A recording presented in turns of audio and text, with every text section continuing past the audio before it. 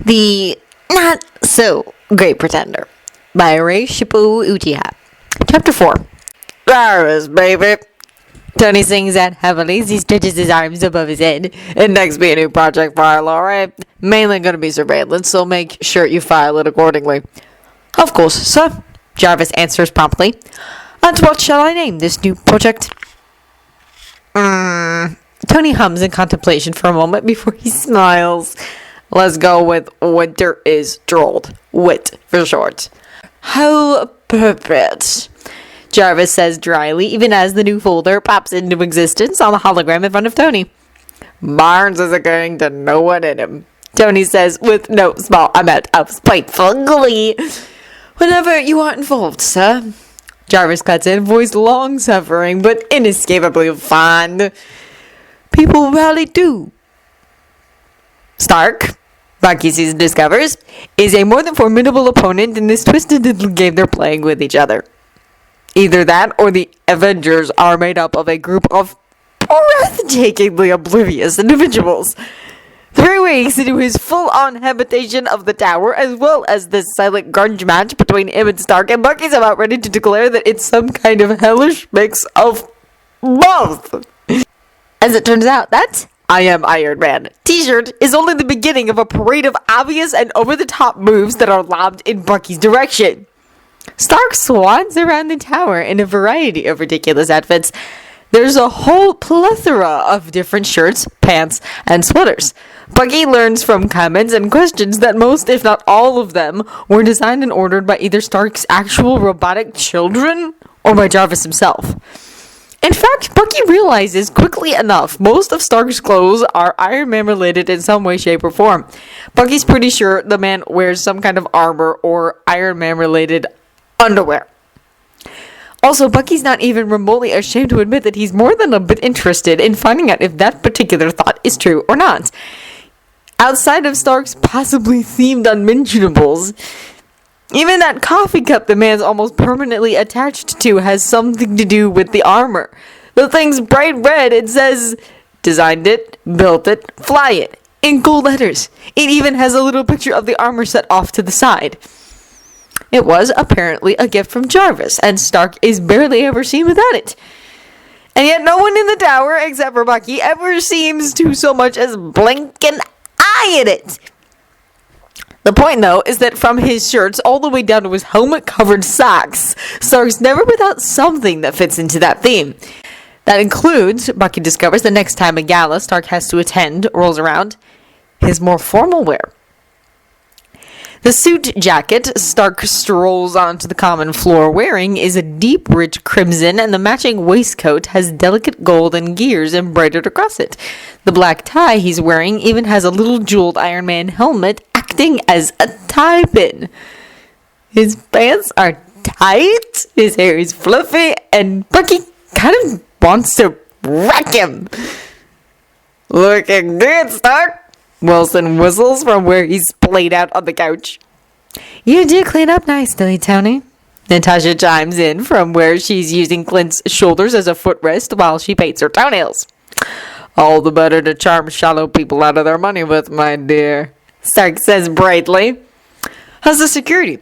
Steve immediately pipes up. There hasn't been a lot of villain activity lately, Tony, and we're all starting to get a bit antsy. Iron Man's gonna be with him, Steve, Clint says around a mouthful of bagel. Showhead'll keep him safe. Pretty sure Stark doesn't go anywhere without Iron Man. Bucky cuts in because this is the perfect opportunity.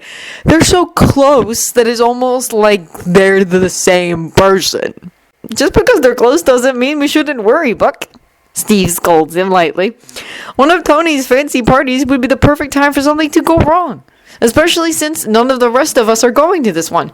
Iron Man should have some backup if things go south. It'll be hard for him to protect Tony and any civilians until we can assemble. Yeah, Barnes, Stark drawls. It's not like I could possibly protect myself against a threat like that if the worst happened. I mean, what do you expect me to do? Put the armor on and take care of them all on my own? I'm good, but I'm no superhero. The rest of the group laughs good-naturedly at Stark's joke. I'm half hoping someone will attack, to be honest. Stark complains as he straightens his tie. Might help break up the monotony since Pepper says I'm not allowed to play with whatever alcohol and chemicals I can find behind the bar anymore. You start one little fire and suddenly you're not allowed to have fun at these things. Aww, explosions. Clint commiserates around a mouthful of marshmallow fluff. Too bad I don't have a date for this thing at least. Stark keeps going. It was last minute, but it would be better than nothing. From across the room, Steve's face lights up. Bucky's pretty sure he's developed a night twitch. This is your fault. Bucky snarls at Stark as they twirl around the dance floor together. Stark's a compact and warm weight in his arms, and Bucky's only slightly surprised at how well they seem to fit together. Even their outfits somehow complement one another thanks to the black-on-black suit and red tie Natasha had practically shoved him into earlier. Bucky hadn't even known he owned the thing, but Natasha had just shrugged and said, "Jarvis." Like, that explained everything. Which, Bucky realizes it probably does. The AI's proven to be just as bad as his creator when it comes to meddling. But he does, Bucky's forced to admit, have excellent taste in clothes.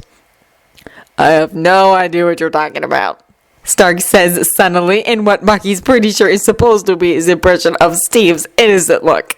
On Stark, it just looks like some strange crossover between seductive and manic, which is a combination Bucky had never thought to see before. It's also one he knows he shouldn't find as appealing as he does. I know what you are, Bucky grits out. Well, say it out loud then, Bella. Stark practically sparkles up at him, eyes crinkled in mirth. You're a menace, Bucky hisses into Stark's ear as he pulls him just a bit closer. I'm onto your game and I'm warning you now, Stark. You're going down. No, the first date I'm not. Stark denies heavily. Now shut up and dip me, Tasty Freeze. Bucky dips him, but only because he was going to anyways. A full month in, and Bucky's beginning to suspect that magic might be involved. Bucky's full on praying that magic's involved somehow, because the alternative is just too horrifying to consider. They're fighting some kind of sentient ooze a week or so later, and heat of battle or not, Bucky's pretty sure he's a hair's breadth away from choking Steve out in the middle of the battlefield. It wouldn't be fatal, of course, but maybe a forceful nap would fix whatever's wrong with his best friend's head. A hard restart, as it were. A little bit of cognitive recalibration to clear this whole mess up. He literally said the words, "I should probably armor up for this," not 3 minutes ago. Bucky half screams as he ducks behind a burnt-out car to avoid yet another explosion. He said it right to your face, Steven. He was obviously calling for Iron Man to come help, Buck. Steve tells him, all sunny-like, suit streaked across his face and hair tassel because he's once again managed to lose his helmet. Which, now that Bucky thinks about it, might explain some things. Multiple blows to the head, even with this serum, could actually be the root of the problem here. Maybe. Hopefully. Please let it be actual head trauma. Still, Bucky's so taken aback by Steve's crap that he stares at him for so long and for so hard that he's completely oblivious to what's happening around him and almost gets clipped by flying debris. Soldier, watch your six. A voice that is obviously Stark's chimes in as Iron Man swoops down and covers both of them. Hate to have something happen to it because it's such a nice six after all. Bucky twists enough to glower at the faceplate of the armor. The faceplate that has a version of Stark's goatee drawn on it in slightly faded marker. Thanks, Sheldon, Steve calls across the comms without even bothering to turn. Hope Tony got back to the tower safely. Don't worry, you're pretty little lead cap, Stark replies happily enough. Tony Stark is right where he's supposed to be. Really, I am. Good, Steve grunts as his shield impacts another ooze monster, splattering its bright green body across the ground in front of him. As long as he's safe. Bucky's pretty sure he's had a stroke or something because, again, he's seen and done a lot of things in his century of life. But this level of blindness, this degree of sheer oblivious, it's breathtaking. All Bucky can think as he lines up his next shot is, these are the idiots who are supposed to be protecting the world! Either way, the battle ends surprisingly quickly. Or maybe not so surprisingly. Bucky has a lot of pent-up rage, after all. Bucky gets a package a day or so after the battle. Or, to be more accurate, he walks into his room and finds a familiar bag sitting innocently on his pillow with a note. The note says, "Keep up the good work," in surprisingly loopy handwriting. Bucky snorts, slaps the note on the side table, and scoops the bag up. The candy's just as good as it was last time. And at least he doesn't have to share these with Stark. Bucky steps up his game a little bit after that. He brings up Stark's identity in any conversation that can be even tangentially brought back around to the subject. Which is, to be fair, more than Bucky had really thought possible. He even manages to get a sign stuck to Stark's butt that says, "I am Iron Man." Because maybe for some reason no one's been paying attention to the front of his shirts. But then with a butt like that, Bucky can't really blame them. Still, no matter what he does, Stark gives as good as he gets. His tongue's fast and agile, quips and comebacks rolling off of it in a way that makes Bucky want to take the man on in a more than one setting. Preferably one with a bed, or couch, or at least a semi-comfortable horizontal surface of some kind. Honestly, Bucky would be more than happy to make do with a secluded and sturdy section of wall, too. He's adaptable and willing to put the work in either way. Eventually, 3 months in and no progress made, Bucky decides to stop being subtle about the entire situation. The team's all together and outside of the tower for once when an explosion rips its way through Midtown. Even from blocks away, Bucky can hear the screams and what sounds a lot like lasers firing. "Avengers assemble," Steve says, already pulling his shield from the portfolio case he always carries it in. "Tony call Iron Man." "Gotcha, Cap," Stark says as he steps to the side of the street, phone already at his ear. Bucky knows Jarvis is on the other end and that the armor has more than likely been en route since the initial explosion happened. "Stark is Iron Man." Bucky bites out as he watches Stark step into the newly arrived armor. He reaches out and grabs the nearest person, which happens to be Clint, and tugs him around so he can point emphatically at Stark. "See? Obviously I'm not Iron Man," Stark says, even as he puts the helmet on slowly, never breaking the intense eye contact that sprung up between the two of them. "Just holding the armor until he can get here."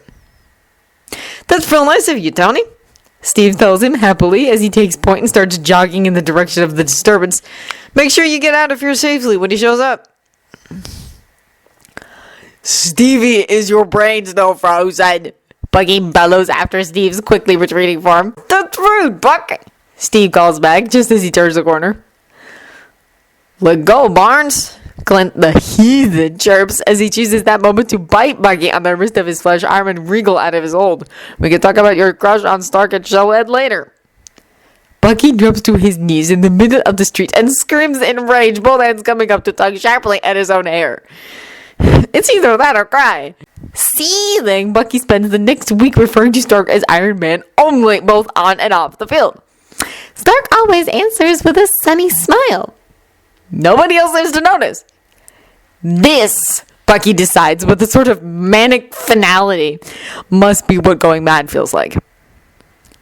Determination bright in his soul, Bucky decides that the only course of action is to take the battle to a different plane.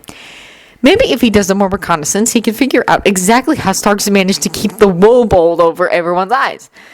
So that thought in mind, Bucky takes his latest bag of candy, courtesy of one of Fury's post-battle drop-offs, with him and heads down to Stark's workshop. Well. Stark beams at him as Bucky steps inside. "Fancy seeing you here. What can I do for my favorite Matryoshka murder doll?" Bucky's silent for a long moment because stepping into Stark's space is a lot like stepping into another world. It's bright, manic, and filled with unbelievable and ridiculous stuff that Bucky only half understands but kind of wants to get his hands on anyways. Much like the man himself.